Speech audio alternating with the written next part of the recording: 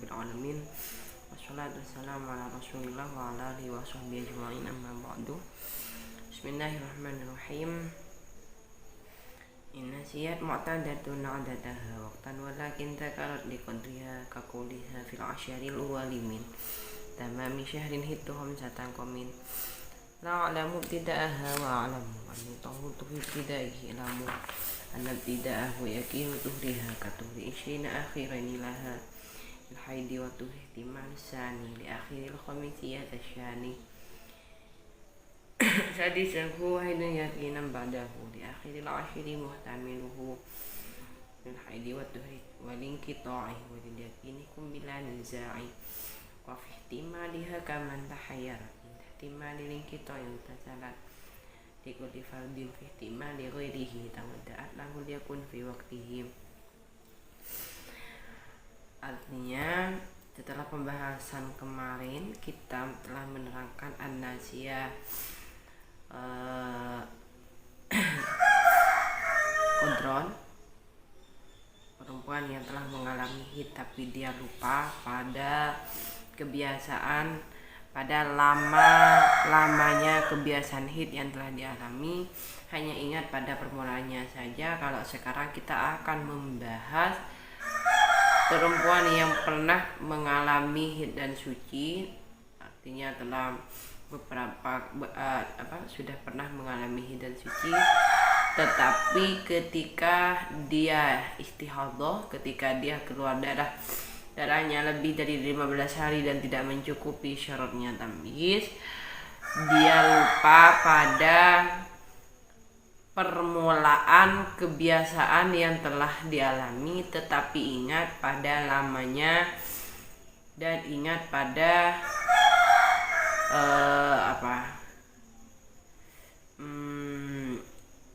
ingat pada lamanya kebiasaan haid yang telah dialami. Dan juga ingat pada daurnya.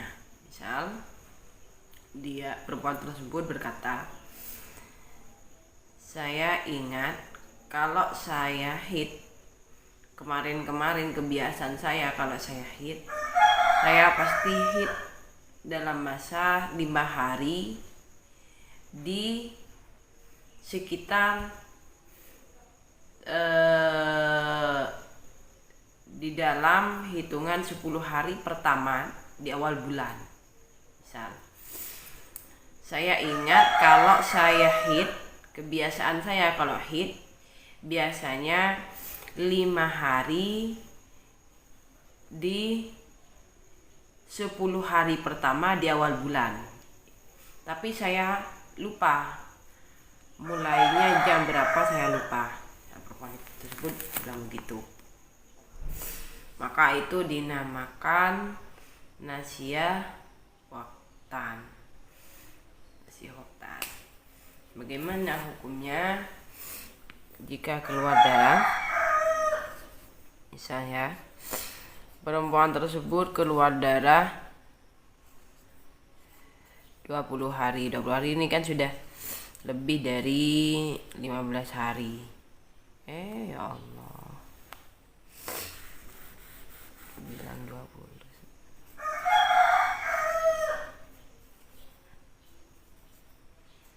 Di 15 hari.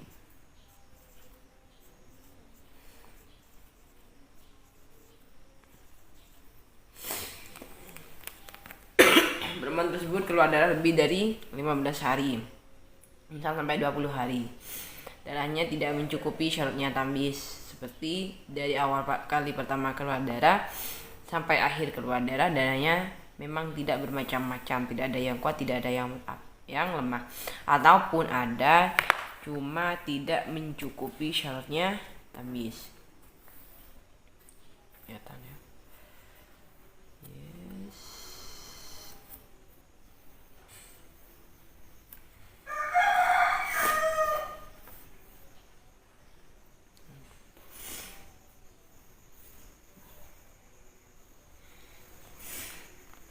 Wanita tersebut ingat biasanya haid 5 hari, dalam masa ini yang dinamakan daur. Ingat pada daurnya. Daur itu kumpulan waktu hid dan suci daur. Ingat, kalau hid 5 hari di dalam 10 hari pertama dari awal bulan. Artinya kalau tanggal 11 dia sudah yakin kalau dirinya biasanya sudah suci. Karena saya 5 hari di dalam hitungan 10 hari pertama dari awal bulan. Tapi saya lupa permulaannya tanggal berapa, saya lupa. Tapi yang saya ingat tanggal 1 saya masih suci. Misal. Yang saya ingat hanya 5 hari, tapi saya tidak tahu di tanggal berapa. Saya mulainya tanggal berapa saya tidak tahu. Tapi saya ingat kalau hid saya biasanya 10 hari 5 hari di 10 hari pertama. Berarti tanggal 11 sudah yakin saya sudah suci. Maka di sini yakin suci karena perempuan tersebut memang ingat bahwa di tanggal 11 ini dia sudah suci. Tanggal 1 juga dia yakin suci.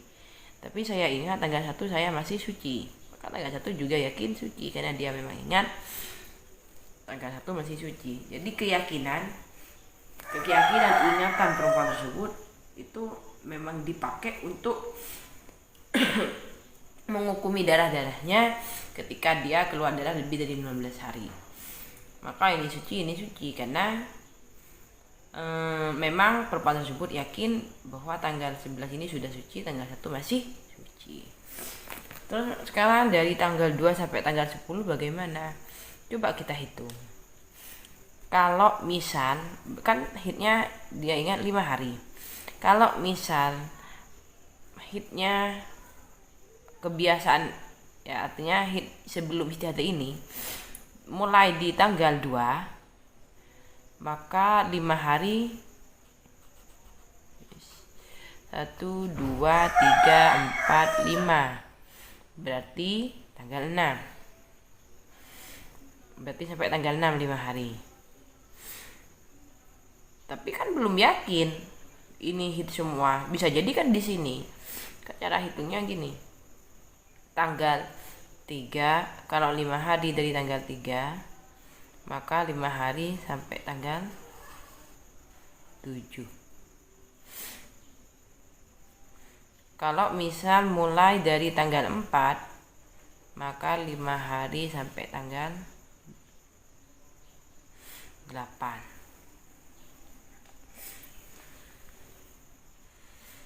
Kalau 5 hari dari tanggal 5 maka 5 hari sampai tanggal 9. Kalau 5 hari dimulai tanggal 6 maka 5 hari sampai tanggal 10. Jadi kalau dihitung 5 hari dari tanggal 2 karena memang yang ada kemungkinan hitnya ini di tanggal yang ini karena ingatnya 5 hari di 10 hari pertama ya, dan tanggal 1 yakin suci. Maka kalau dihitung 5 hari di tanggal 2 sampai tanggal 5 hari sampai tanggal 6, di tanggal 3 5 hari sampai tanggal 7, maka di dalam hitungan 5 hari ini tanggal 6 selalu ikut pada hitungan 5 hari. Baik dimulai di tanggal 2 maka tanggal 6 ini ikut pada hitungan 5 hari, termasuk pada hitungan 5 hari. Mulai di tanggal 3 6 juga termasuk, tanggal 4 juga termasuk, tanggal 5 juga termasuk. Termasuk kalau misal darahnya di kebiasaannya mampet di tanggal 10, maka mulainya berarti tanggal 1, 2, 3, 4, 5 di tanggal 6. Kalau misal ampetnya di tanggal 9, misal ampet di tanggal 9, maka mulainya berarti di tanggal 5. Misal di tanggal 8, ampetnya di tanggal 4. Di tanggal 7 ampetnya di tanggal 3. Apa di tanggal 6 berarti mulainya tanggal 2. Maka di tanggal 6 ini selalu termasuk pada hitungan baik mampet di tanggal berapa saja, maka tanggal 6 termasuk pada hitungan 5 hari.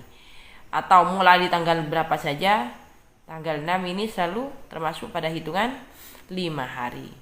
Maka karena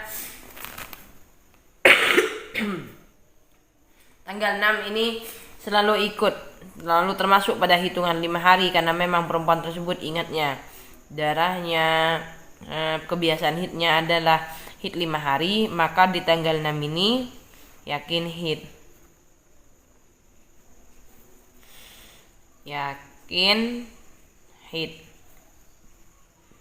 Kenapa di tanggal ini yakin haid? Karena tadi dihitung dari permulaan tanggal berapa saja, tanggal 6 ini termasuk hitungan 5 hari. Mampet di tanggal berapa saja, tanggal 6 ini termasuk pada hitungan 5 hari. Jadi tanggal 6 ini yakin haid. Terus tanggal 2 sampai tanggal 6, tanggal 2 sampai tanggal 5 ini mempunyai dua kemungkinan.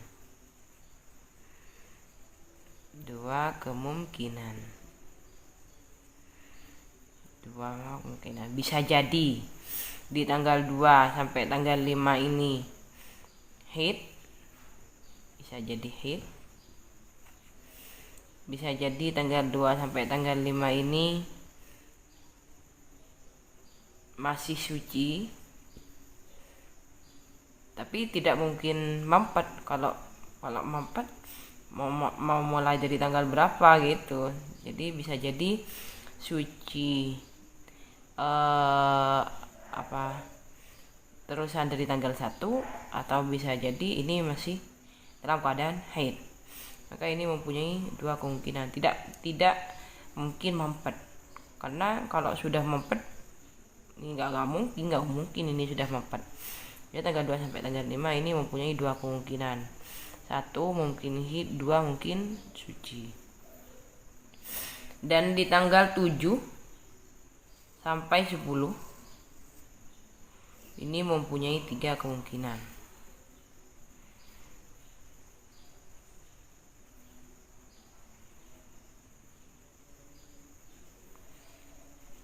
Satu mungkin haid, mungkin di sini masih haid. 2 mungkin suci, mungkin ini suci, mungkin di sini sudah suci. Dan ketiga mungkin sudah mampet.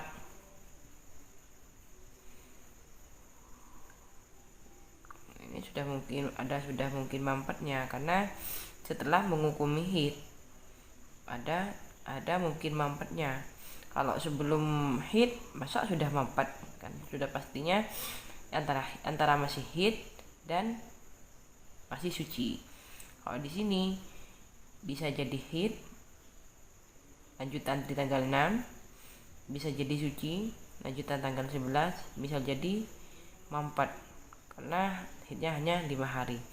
Maka di saat mempunyai dua kemungkinan ini wajib wudhu setiap akan melakukan fardu, dinamakan istihadah, dihukumi istihadah. Dan yang mempunyai 3 kemungkinan ini dihukumi mutahayyirah.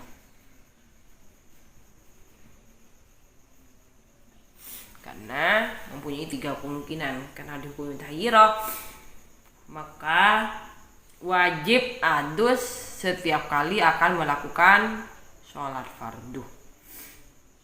Jadi di mutahayyirah itu wajib adus setiap kali akan melakukan sholat fardu.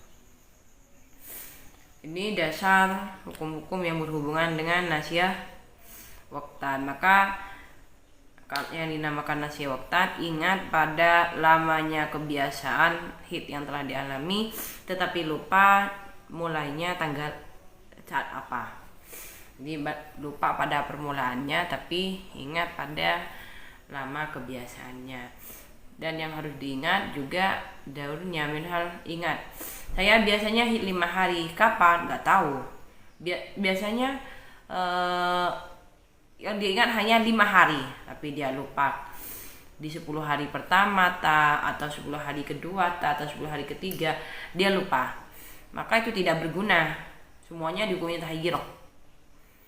Jadi yang diingat kalau kemarin tuh ya, yang diingat adalah waktunya. Saya ingat saya kalau kebiasaan saya kalau haid kemarin pasti mulai dari tanggal 2, itu cukup.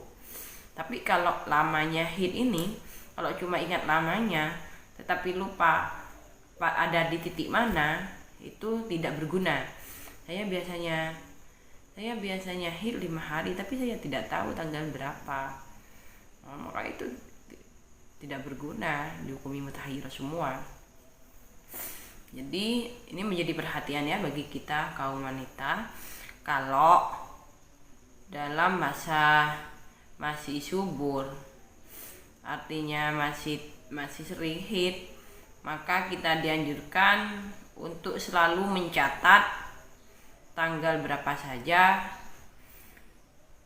mampetnya tanggal berapa, permulaannya tanggal berapa, sucinya tanggal berapa. Yang paling terpenting adalah bagi seorang wanita yang masih subur, 1, mencatat jam keluar darah, jam, terus tanggalnya, terus kalau ketika mampet, kalau sudah mau suci juga harus mencatat jamnya, terus tanggalnya. Jadi yang terpenting adalah jam dan tanggal ya, harus dicatat. Misal saya keluar darah, langsung dicatat tanggal 1, misal di sini di kalender kalian bisa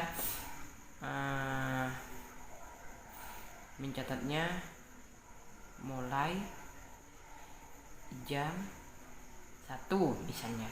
Jadi harus mencatat, karena nanti kalau kejadian bukan tidak mungkin kita akan mengalami darah lebih dari 15 hari, maka kita harus berhati-hati, harus selalu mengingat lama kebiasaan haid, lama pengalaman haid yang dialami, dan permulaannya dan jam-jamnya. Jadi kita harus sangat-sangat mencatat. Apalagi sekarang banyak ya aplikasi catatan haid yang bisa bisa langsung disimpan di Google. Di Google nanti ada kalenderku, itu biasanya saya pakai aplikasi itu mencatat. Nanti kalau misal ganti HP, kita download aplikasi lagi, kita tinggal masukkan email kita, maka kebiasaan-kebiasaan kita yang sudah lama tetap tercatat di sana. Jadi sangat penting untuk kita mencatat semua pengalaman haid yang kita alami, karena sangat menentukan hukum-hukum kalau kita keluar darah lebih dari 15 hari. Biar tidak sulit, biar tidak berat hukumnya, makanya harus dicatat. Lanjut kita sedikit lagi ya, mutahayyirah. Apa sih mutahayyirah? Dari kemarin dihukumi mutahayyirah, apa sih hukum-hukum yang berhubungan dengan mutahayyirah?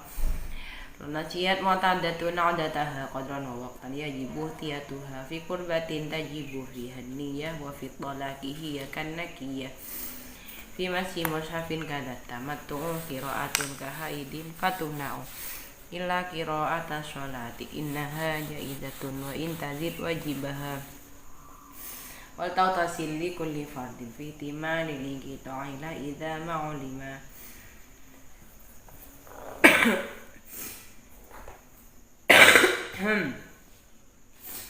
Kama uribin fayajibu tisaluha fihi faqad fi ghairihi wuduha kadza li kulli yaumi mastuhidat fihi wa shoma ramadhanat shomat. Ini di pembahasan yang berikutnya. Sekarang, jika perempuan yang telah mengalami haid dan suci sebelumnya telah mengalami haid dan suci dan ternyata lupa pada kebiasaan yang telah dialami, baik lama kebiasaannya atau waktunya, seperti tadi, kamu pernah mengalami haid dan suci? Iya pernah, dulu sering saya, cuma sekarang saja yang istihadah. Kamu ingatnya kalau haid biasanya berapa hari? Lupa. Biasanya mulai tanggal berapa? Lupa. Atau ingat pada lamanya saja. Biasanya kalau haid kamu berapa hari? 5 hari. Di titik mana? Lupa.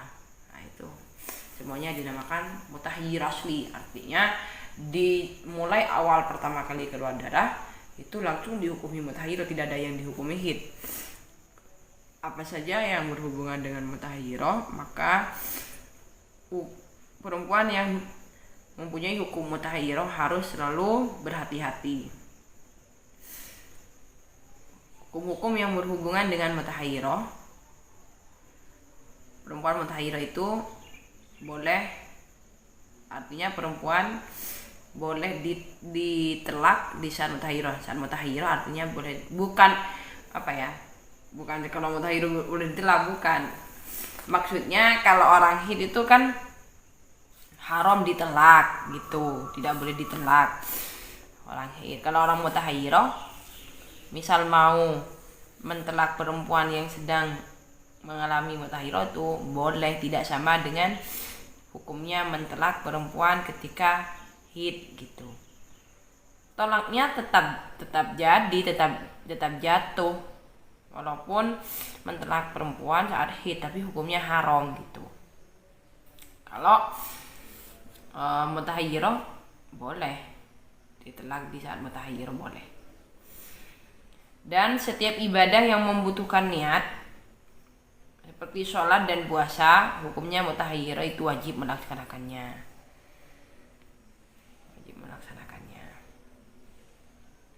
Setiap ibadah yang membutuhkan niat seperti sholat, puasa, karena hukumnya seperti orang yang suci, wajib sholat, wajib puasa. Kalau perempuan mutahayyirah itu memegang Al-Quran atau wati atau bersenang-senang, bermesra-mesraan yang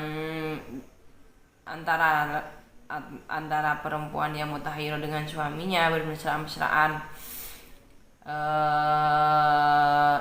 di bagian yang ada di antara pusar dan lutut, maka hukumnya itu haram. Jadi mutahayyirah wajib melakukan sholat, wajib melakukan puasa, tetapi haram memegang Al-Quran, haram bersenang-senang dengan suaminya yang di tempat di bagian antara lutut dan pusar. Jadi berat hukumnya mutahayyirah ini. Makanya kata saya tadi harus mencatat semua pengalaman haid yang dilakukan.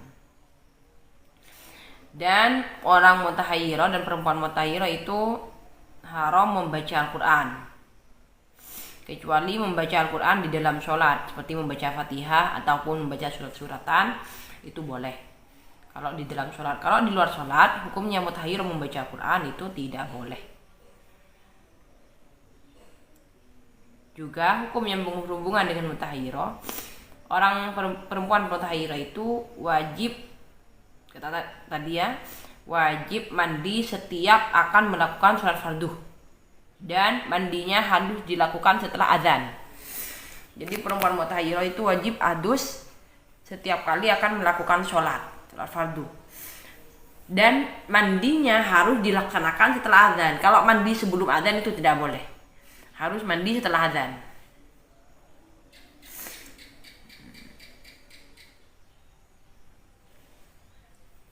Yang wajib mandi setiap kali akan melakukan sholat fardu itu mutahayyirah jika lupa pada waktu mampet darahnya.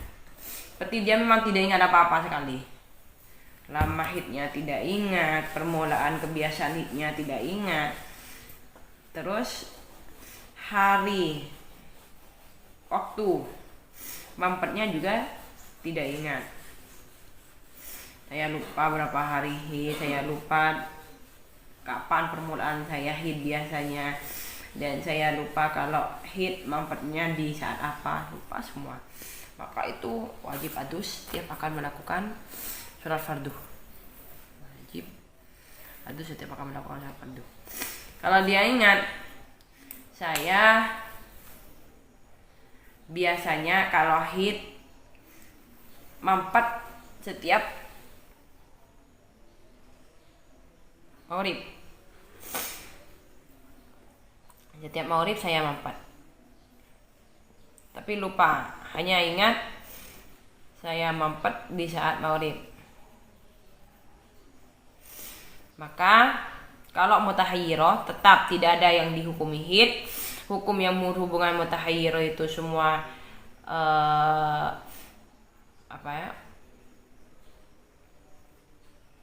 berlaku, artinya tetap wajib sholat, wajib puasa, haram baca Quran, haram megang Quran, dan haram bersenang-senang dengan suaminya di antara pusar dan lutut. Tapi perbedaannya, kalau ingat pada waktu mampetnya kebiasaan yang telah dialami, ini ada perbedaan. Jadi adusnya, kalau tadi kalau lupa semua, waktu mampetnya lupa, maka wajib adus, wajib mandi setiap kali akan melakukan sholat fardu. Kalau ingat waktu mampetnya, maka ada satu hukum yang berbeda.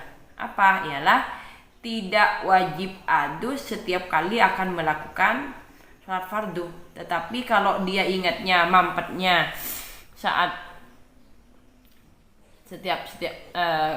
kalau haid kebiasaannya mampet saat maghrib, maka yang wajib adus hanya ketika mau sholat maghrib saja. Di fardu-fardu yang lain berarti tidak wajib adus dulu, karena memang dia ingat mampet, biasanya mampet di saat maghrib. Tapi tetap hukum-hukum mutahayyirah yang lain yang berhubungan dengan hukum-hukum mutahayyirah yang lain itu juga berlaku pada perempuan yang cuma ingat waktu mampetnya hanya saja. Kalau ingat waktu mampetnya lebih ringan, tidak wajib adus setiap akan melakukan sholat fardu, hanya saja wajib adus di mana dia ingat waktu mampet. Karena waktu mampet ini kan kalau tidak ingat waktu mampet, pada waktu mampetnya setiap waktu bisa jadi dia dalam masa haid, bisa jadi dalam masa suci, bisa jadi dia dalam masa mampet. Maka setiap waktu itu mempunyai 3 kemungkinan, maka wajib adus setiap akan melakukan sholat fardu. Beda dengan kalau ingat pada waktu mampetnya. Kalau ingat waktu mampetnya, maka yang mempunyai 3 kemungkinan hanya di saat waktu mampet. Dia ingat setiap maghrib dia mampet dalam kebiasaan haidnya, maka hanya wajib adus di saat maghrib saja, dan yang lainnya hanya wajib wudu.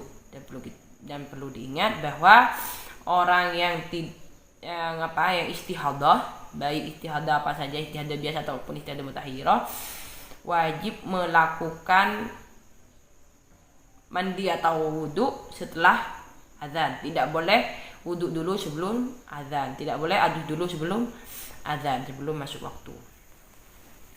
Mungkin cukup dulu pembahasan kali ini. Seperti biasa, kalau ada pertanyaan silahkan tanya. Dan kita sebagai orang Islam ya, orang mukallaf, wajib hukumnya untuk memperhatikan tentang ibadah kita, terus berusaha menambah ilmu yang kita punya agar perilaku kita sesuai dengan ajaran agama kita yang dibawa oleh Rasulullah SAW. Jangan pernah lelah untuk terus menuntut ilmu. Semoga manfaat dan barokah. Allahumma fa'alna ma lam tanam wa lana ma yafa'una wa zidna ilma. Walhamdulillah ala kulli hal wa na'udzubillahi min hali ahlina. Nafarallahu iyyakum. Assalamualaikum warahmatullahi wabarakatuh.